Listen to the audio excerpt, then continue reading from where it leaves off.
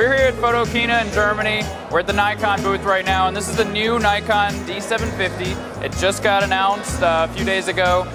It's actually the smallest full-frame camera that we've seen from Nikon.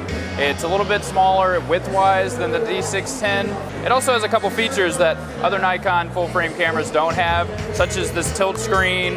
It comes out, you get it fully articulating like so. It also has built-in Wi-Fi, which is something that you had to get accessories on the other Nikons for. So if we take off the lens real quick, this is the new 20mm 1.8, by the way. That's a fantastic lens, even on a full-frame body. If we put that down, this camera body is incredibly light.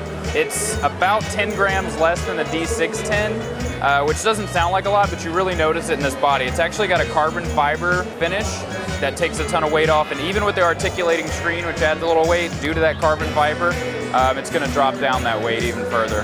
The grip is a little different than a lot of Nikon grips. It's a little deeper and it's a little sharper than a lot of Nikon cameras. They're kind of rounded more. This one does give you a little better grip. Finger hole here isn't quite as deep as it is on a lot of Nikons, but the deep grip in here actually gives you good control. It's got also kind of the best of both worlds when it comes to performance. You've got the sensor from the D610 with the processor from the D810. So what that's going to do is that's going to give you increased speed. This guy goes up to 6.5 frames per second when shooting on RAW or JPEG, either one. It's always going to be 6.5 when you're shooting high.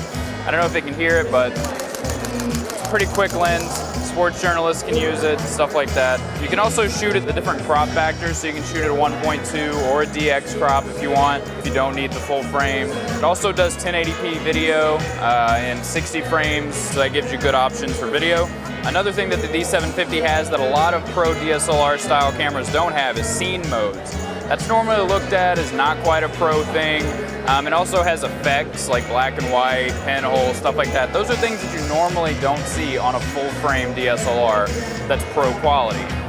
But if you can fit them in there, keep the weight down, keep the performance up, why not put them in there? All right, so that's it for us here at Photokina at the Nikon booth with the D750. You can check out our first impression at review.com.